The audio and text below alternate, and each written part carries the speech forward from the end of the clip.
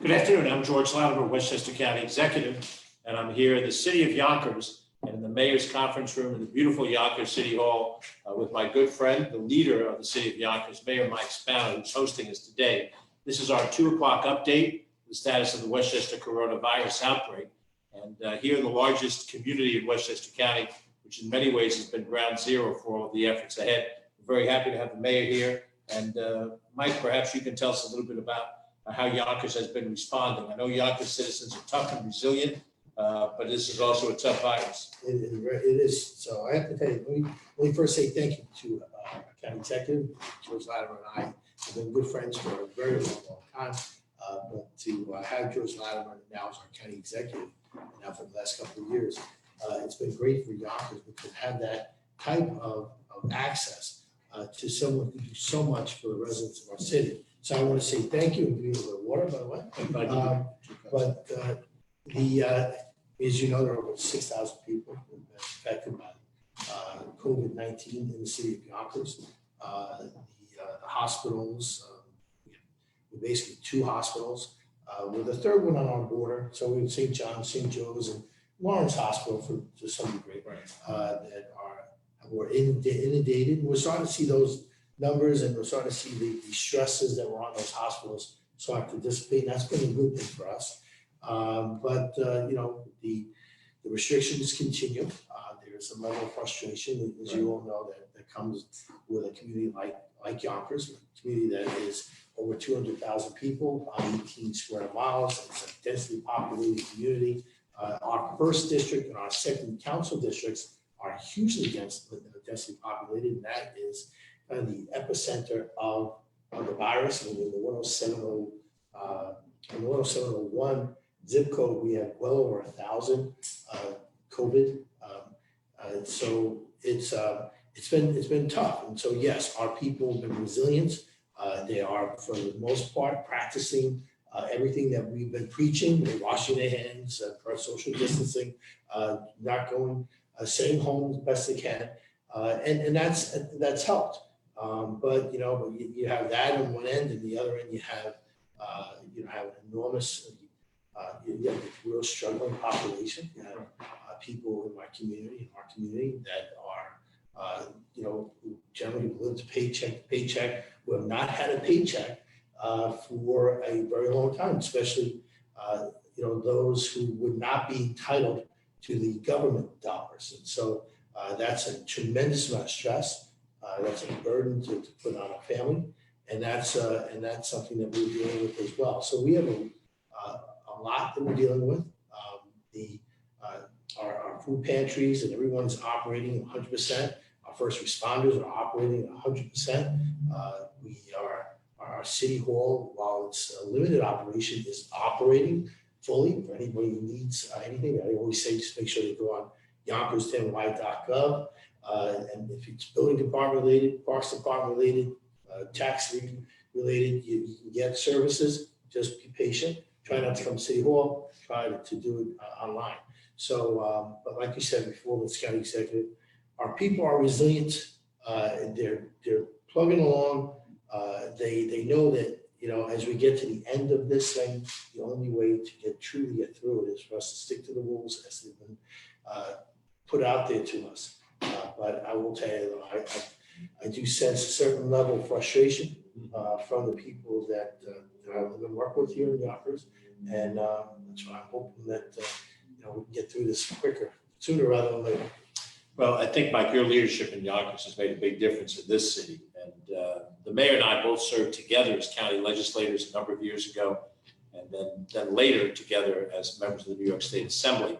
And as legislators, you advocate for things. You ask for certain policies to be done. You vote for things. You try to put monies in budgets and so forth. But now as executives of the 2 largest governments, the city and the county, we're on the firing lines. And I must say that you've done it a lot longer than I have.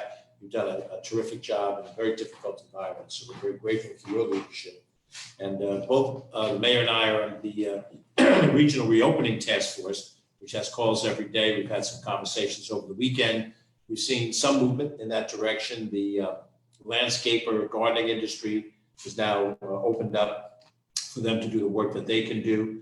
We hear that we may have some good news coming soon in a couple of other areas that the governor is looking at, and so we're hopeful that's the case. And then, of course, from a regional standpoint, we're doing everything we can for Westchester, which is the largest portion of the Hudson Valley region, but it isn't the whole region.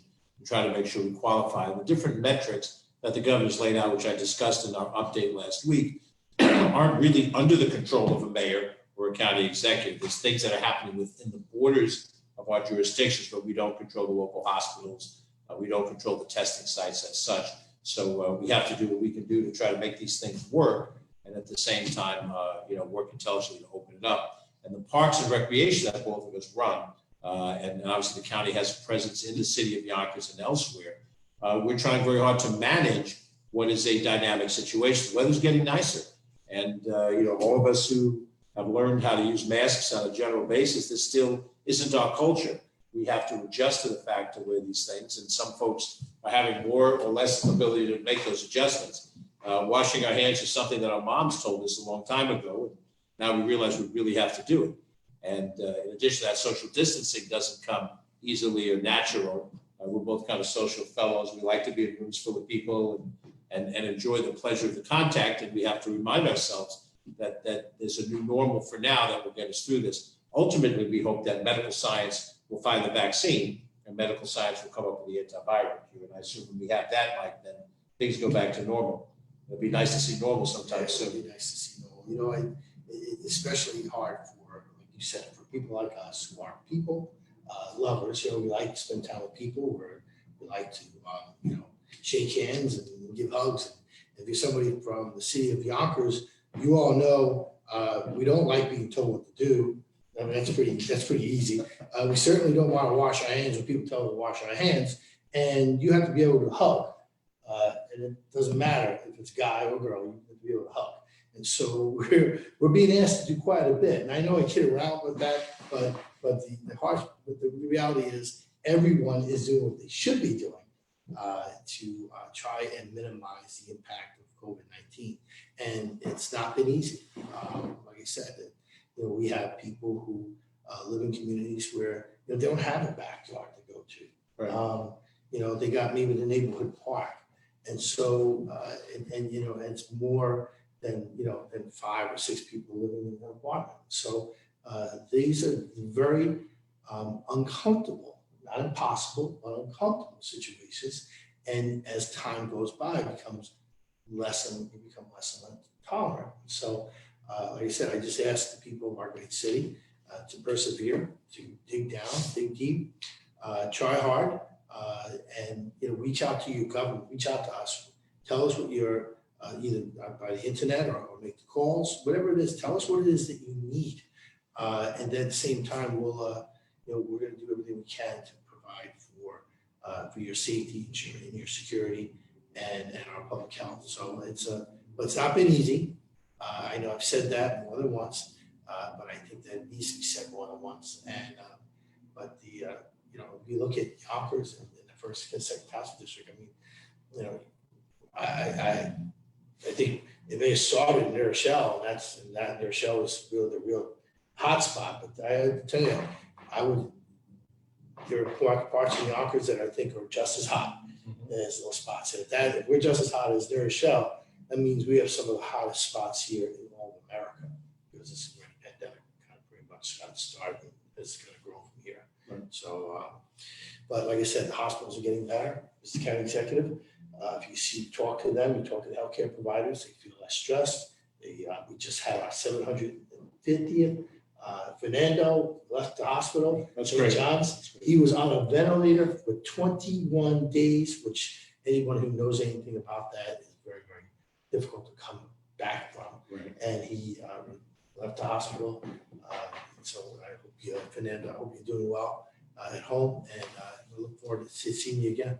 Well, it's a great success story, and we try to pivot on those things. Our purpose in being here in Yonkers today for our update and to be with Mayor Spano and his team and City Council President Mike Cater is to distribute a large number of masks free, which were donated by the Greater New York Automobile Dealers Association, which the county has now repurposed and giving them here in the Yonkers community to a number of different religious institutions: Community Baptist Church, Kingdom Christian Cultural Center, Resurrection Deliverance Church International, Messiah Baptist Church, Mount Carmel Baptist Church, Emmanuel Pentecostal, and Andalusia Islamic Center.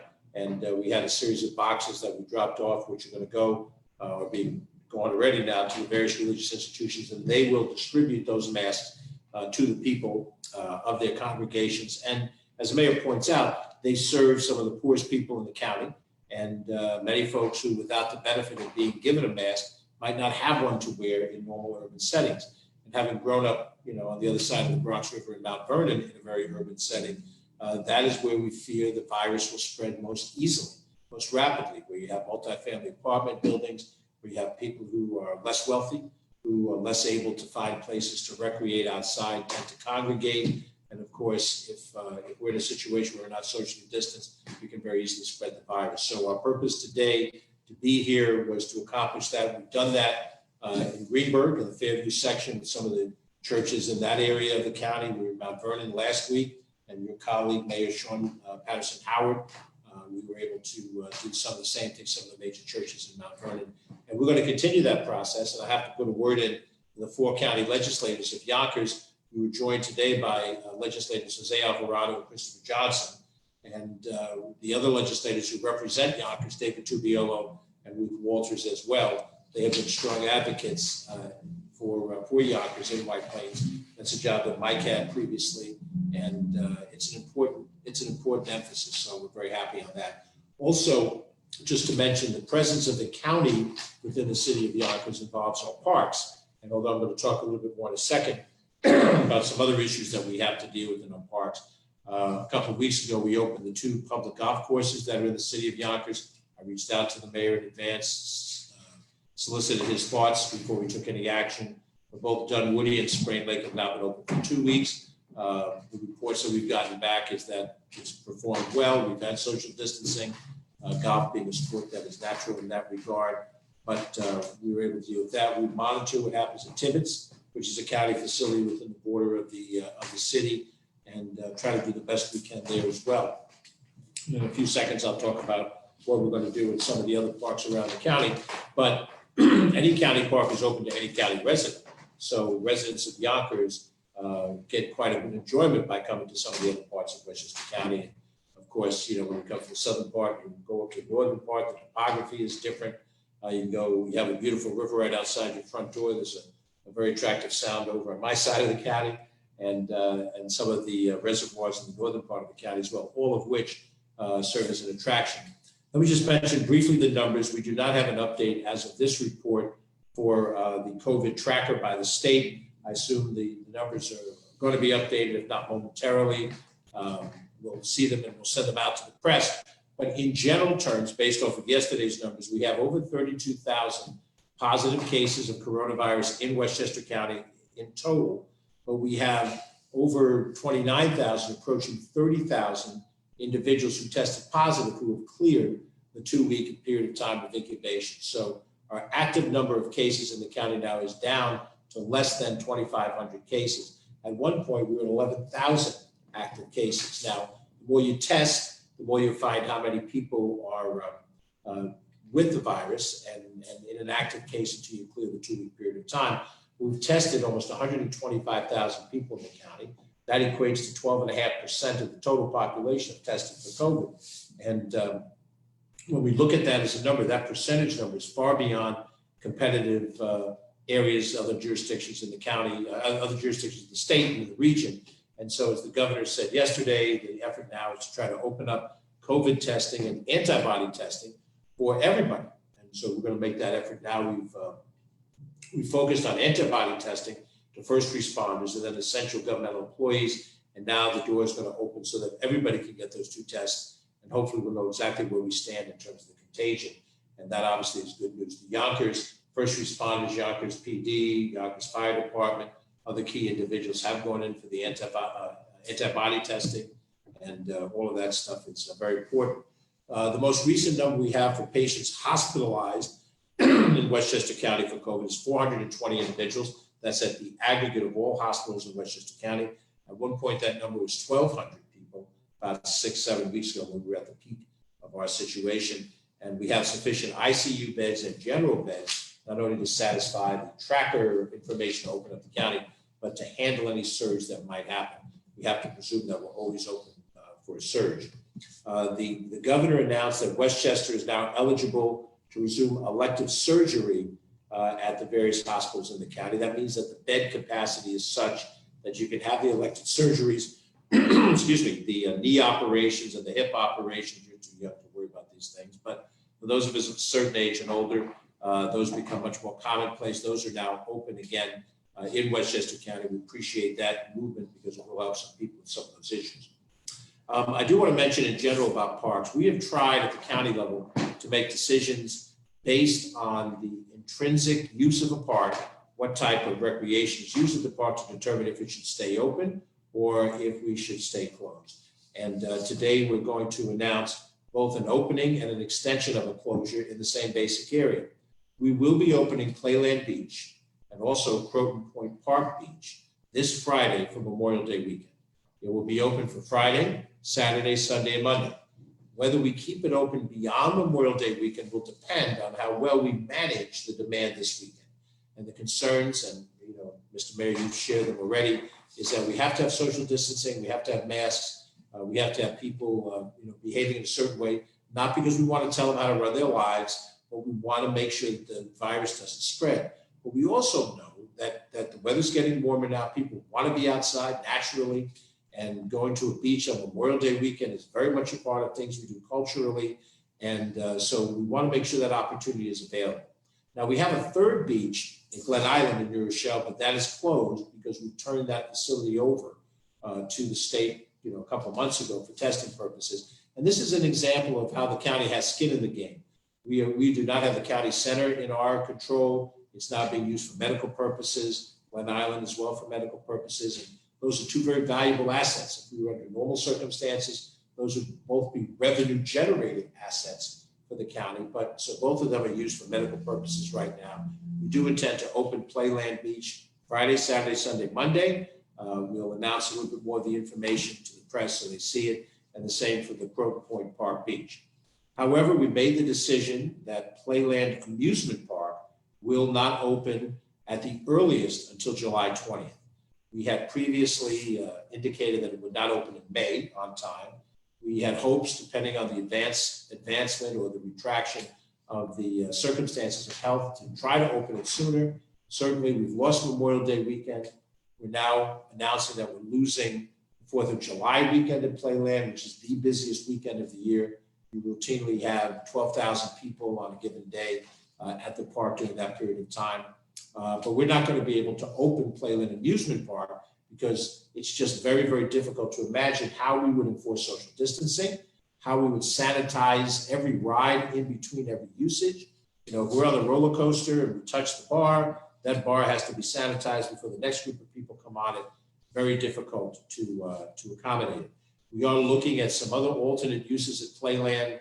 We're looking at also advancing our capital projects at Playland that are needed, which if we go through the whole year without it opening at all, we will have a heads up on that for next year. We hope it's not the lost year of 2020 at Playland Amusement Park, but with the same way that we're going to open the beach and try to manage it, we cannot open the amusement park because we don't think at this stage of the game with the degree of contagion that we can manage it. In the same light, as far as that's concerned, we are canceling the 4th of July fireworks that are normally planned July 3rd at Kensico and July 4th at Playland. Those firework displays are canceled. And same reason again, we don't know that we could do this safely. For the vast majority of people that would probably come out for that. And that's going to disappoint a lot of folks, but we're trying to make the right decisions to balance both of those things. On the other hand, we're maintaining our other major parks being open. Kensico Dam Plaza attracts a lot of people. We've had some issues with Croton Gorge Park. Much of them deals with how difficult it is to park at that location and the park itself and the management of the people in the park. We will keep it open for Memorial Day weekend. We're going to try to put enough bodies there to manage it, to make it work properly. But for those of you who might watch this, if you're planning to go to any of these parks, I implore you, use common sense, because the alternative is if we can't manage the park properly, we're going to have to close them. And I don't want to do that. I don't want to close a beach in the middle of the beginning of the summertime. I don't want to close a park that people love. But people must understand that the wearing of masks is a necessity if we're going to stop the spread. And if the society is going to open, which you talked about, Mr. Mayor, both here and in our prior stop, if the society is going to open, it's going to have to open for economy, understanding that it's going to be different and understanding that to have the economic advancement that you want, we're going to have to restructure the way we deliver services, and that applies in recreational services as well. So those things we've had down. We announced last week that we are not going to have the ethnic festivals. We've canceled them. We'll postpone them through July 20th as well. And that's a great fun experience, whether it's the Irish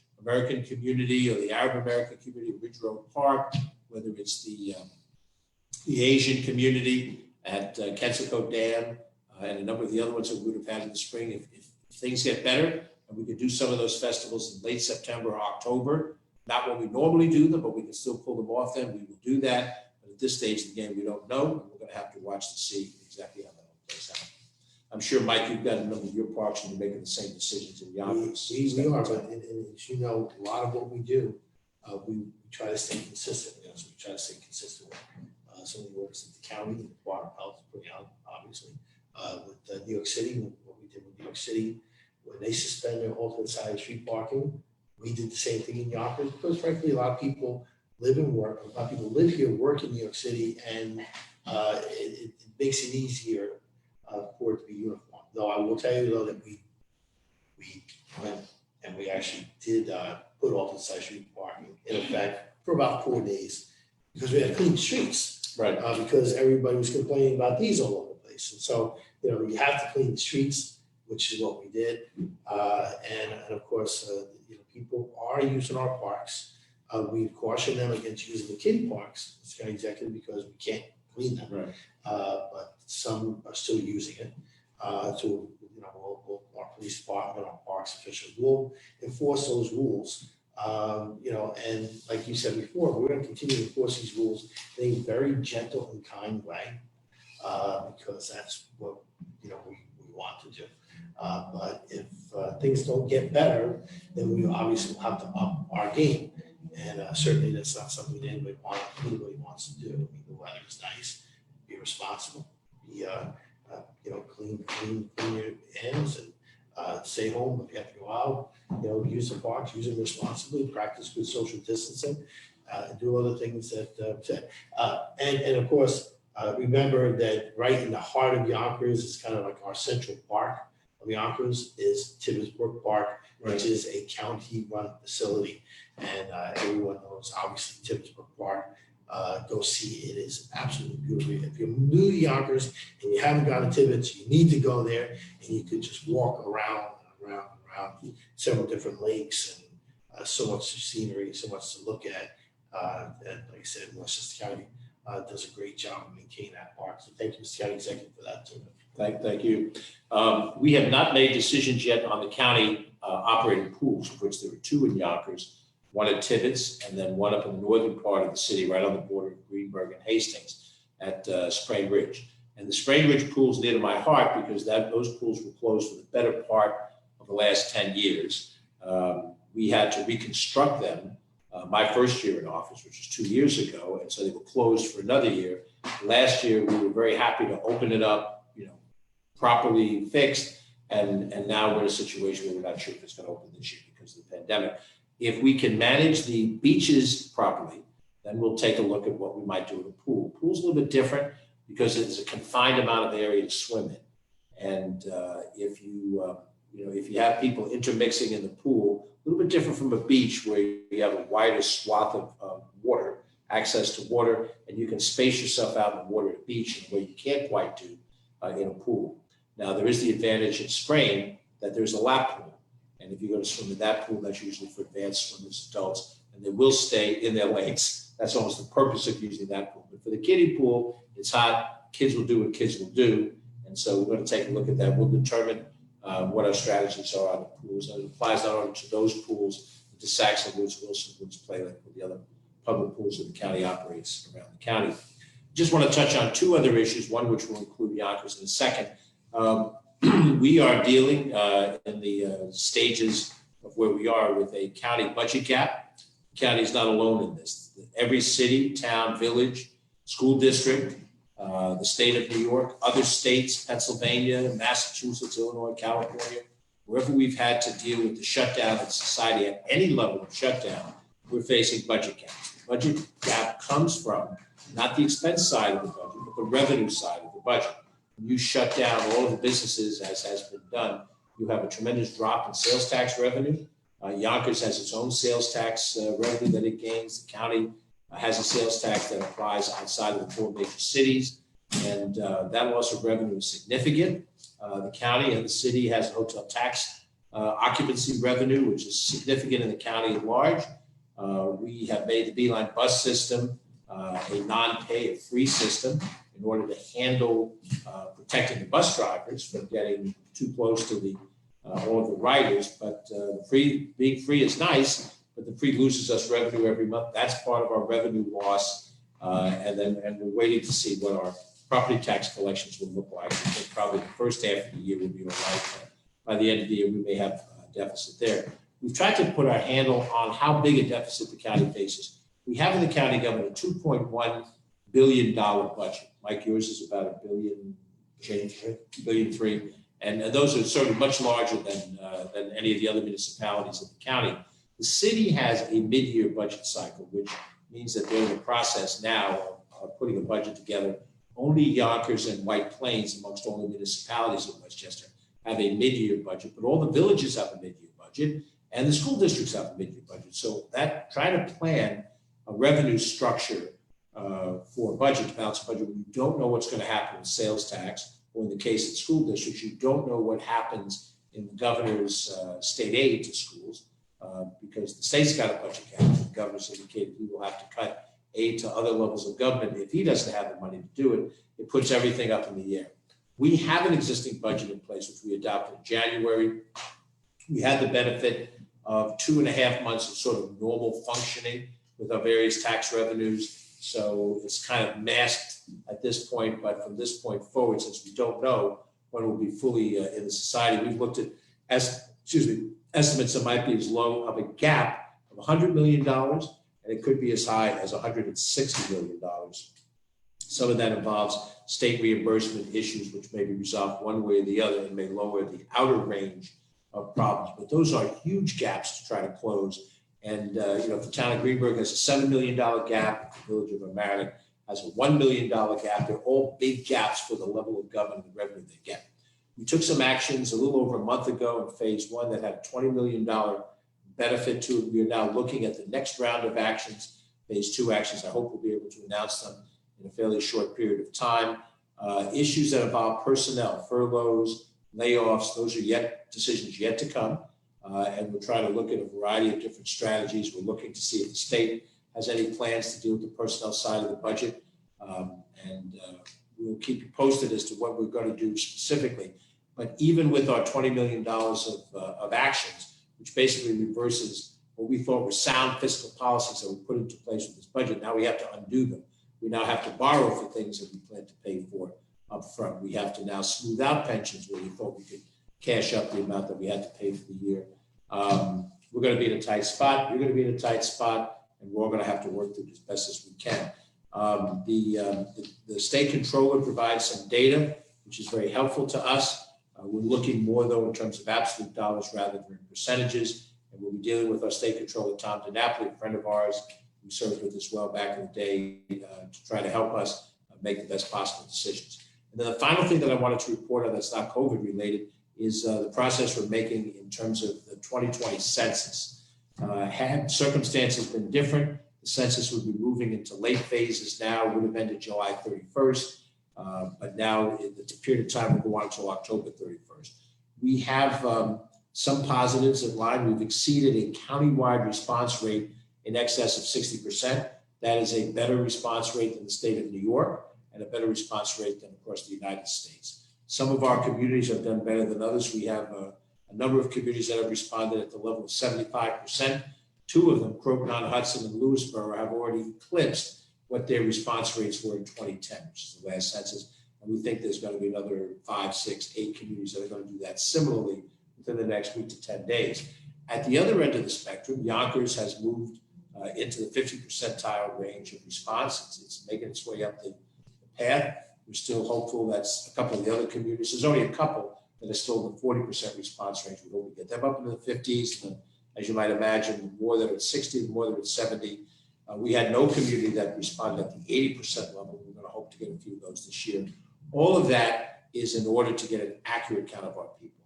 And you know, Mr. Mayor, you're in a situation where you have to provide police, fire, sanitation, or whoever lives in the city of Yonkers. If they generate trash, you have to pick it up and dispose of it. If a fire breaks out, it has to be dealt with. And there's this overcrowding that contributes to that. What matters is the number of people there. And oftentimes the city and the county compete for grant dollars. And the first thing they ask is, what is our population? Well, we want to show them 1 million people in real world. You want to show them 200,000 people in real terms. I'm kind of rooting for you to go past Rochester in the next one.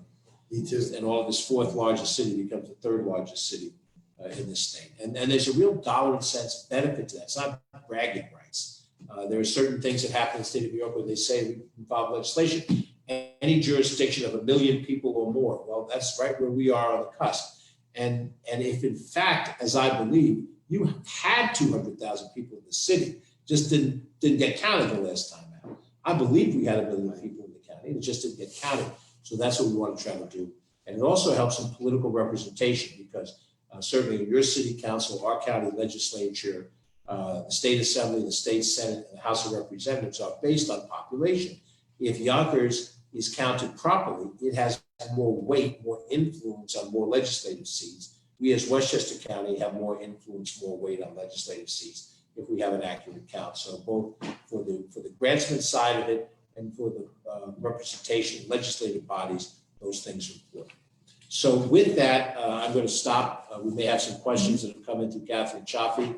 I want to thank the mayor and also all of his team that's here today for putting things on. I see Jim Kavanaugh is with us here, and Jim I've known for many, many years in different roles as an executive. He's been exemplary and he's doing great work for the city of Yonkers alongside the mayor. And I want to note that from my team, I have not only Catherine Chaffee with us, but Joe Spano, Ellen Hendricks, and we thank you all for your contributions. So questions from the crowd? Yes, so we have one question from News 12. They would like to know, we see the Mid-Hudson region is down to 4 out of the 7 criteria met to reopen phase 1, down from 5.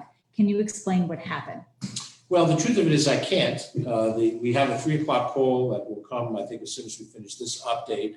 And we're going to ask those in the team out of the state government how they've calculated these things. One of the things that's frustrating, I think, to both Mike and myself is that the metrics that are created to establish certain goals, which are laudable, to show indicators that the spread is not growing and spreading. But we don't know the individual numbers of the city or of the county within the region. We get feedback about the overall result of the region. So we think in Westchester County, on some of those indicators, well, we can see for ourselves fatality rate, we can see for ourselves the number of people tested, but we don't get a report from the hospital of the hospitalization. And so we don't know what could we do with any of our hospitals if in fact there's an increase in hospitalization rate. So when we have our 3 o'clock call, we're going to get a better idea of the metrics as is determined by the state. I would also say that since Westchester, Yonkers as part of it, had the highest level of infection the earliest, if you look in general terms, not this particular night versus the prior night, but in general, we've dropped dramatically from the peak of infection. And while we are not the whole region with 42% of it, I think that's what you're looking for. You're looking for a broad-based trend. Any single indicator that kicks negative, that ties to another 14-day wait, I think is unfair to the people of the county. You're trying to make an assessment. Are we managing this virus in a reasonable way? I think we are. I think the statistics that we have for Westchester County, and to the degree that we have it broken down, active cases and so forth, and hospitalizations and so forth, are significant. We might have overnight at this time of the year, at this time of the pandemic, 12 deaths. Tragic. 12 people gone, 12 families brokenhearted. If the night before we had 9 deaths, that would be an increase in deaths and would reset the clock by 14 days. But if you go back to the peak period of time 6 weeks ago, we had 45 people dying a night. So to reduce that down to 11 or 12, and people, many of whom have been in the hospital for a long period of time, they've been seriously ill, ICU type treatment, but to see the macro situation that we've gone from the 40s and the 50s down to the teens and the single digits, that's the progress you want to see. Now, as we open the society, if we're given the authority to open the region, what happens? At this moment in time, construction projects open up, manufacturing opens up, curbside retail opens up. And then as the governor said, there's some other things. I think there's hunting, fishing, archery. I don't know how much that stuff goes on, to be honest with you. But when we open up to phase 1, then we monitor the statistics, is anything happening? And, you know, I had people tell me, oh, if you open golf courses, you're going to spread the virus. It didn't come true. We didn't think it would because it's not a contact sport. But someone will say, no, this is a bad strategy. Well, as you go incrementally with each step successfully, then you need to sort of open more of the society and get on the road. Ultimately, you know, I've made a joke about it. What I want to see happen is opening up barbershops so I can get this bloody haircut that I want. I'm prepared to wait. I don't know how long you're prepared to look at it. But the upshot of it is there are people out there who are in a variety of businesses. This is no joke to them. This is their livelihood. And if we have a reason not to open up because the virus is expanding, that's a healthcare reason.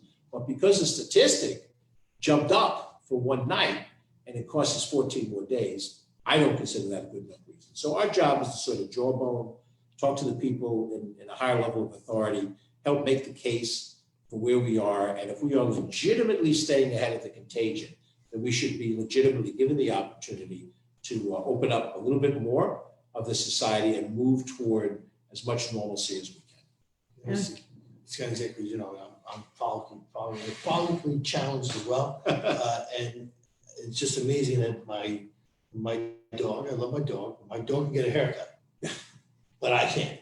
So I'm just hopeful that somebody figures that out. It's got to go backwards. So I've got to call it to Rocco Briganti. He's on hold. He's my barber at Rye. I shouldn't give a product placement like that.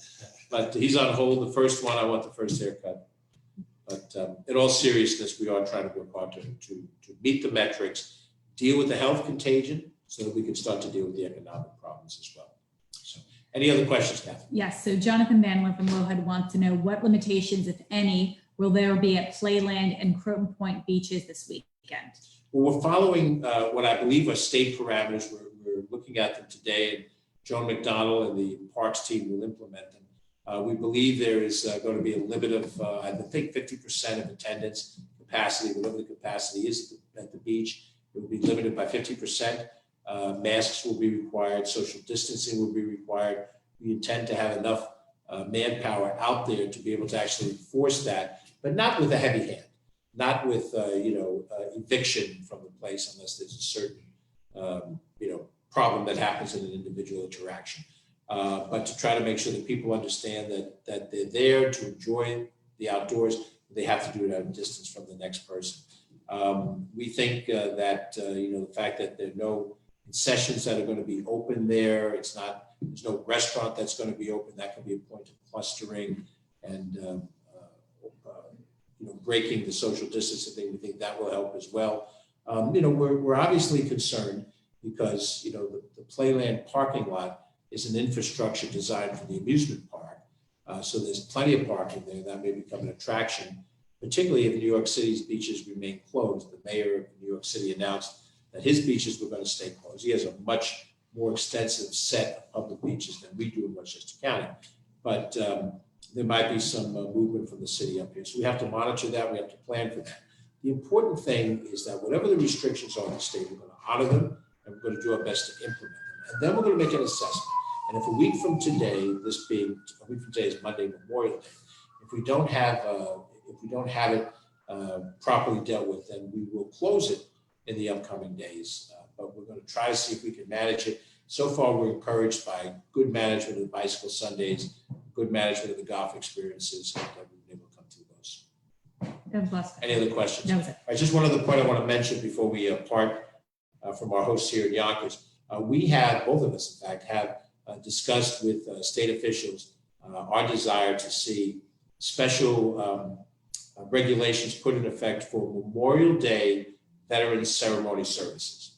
We know that there will not be parades as there has been in past years, but we want the various posts, the VFW posts, the American Legion posts, the Jewish war vets, and the Gold Star Mothers, all the different entities, to be able to have a respectful ceremony outdoors over next weekend if they can.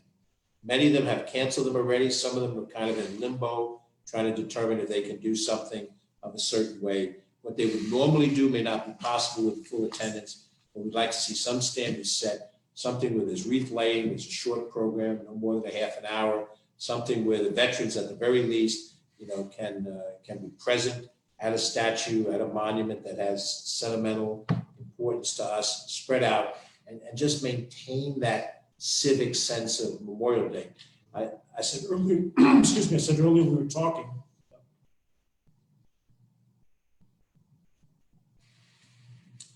We spoke earlier and I said we've lost some major religious holidays. We've lost sporting events. Little League Baseball is lost to us this spring. Memorial Day is not just another civic thing. We have fall festivals that are fun. We have summer festivals that are fun. Memorial Day is when we observe men and women who made the ultimate sacrifice on behalf of this nation. They went overseas and they put their life on the line and they lost their life. And in losing their lives, they did that on behalf of this country.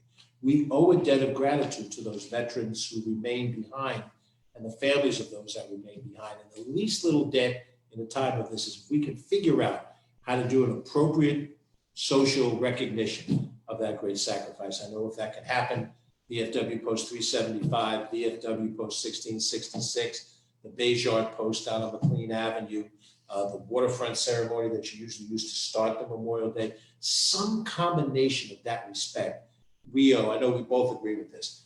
We owe that to our veteran community. And hopefully with a little bit of help from the state, we'll figure out how we can do that. So I wanted to leave that point at the end. Hopefully we'll have an announcement from the governor. I know he's very sensitive to these things as well. He makes an announcement. We'll do whatever we can to make those things happen. Mr. Mayor, thank you for being here. You get the last word. It's your house. Well, Mr. County Executive, I wanted to say to the viewers here, this is obviously your town hall meeting that you do all the time. Going across the county, doing the things that you ought to be doing. I just want to say, again, it's a pleasure. Pleasure to have you here in Yonkers. I know that you're a great county executive and somebody that I can count on as a friend, but somebody that I can count on as a colleague. And as we go through these turbulent times, so I just want to say thank you. Thanks for spending some time at City Hall. Thanks. Thank you very much. Thank you for watching. If we have any other updates, we'll be happy to get them to you. And for those members of the press that are part of this, feel free to reach out to Catherine Chaffee on behalf of the county, and of course to Christine on behalf of the city for any questions that you have for either of us. Thank you very much for watching. Stay safe.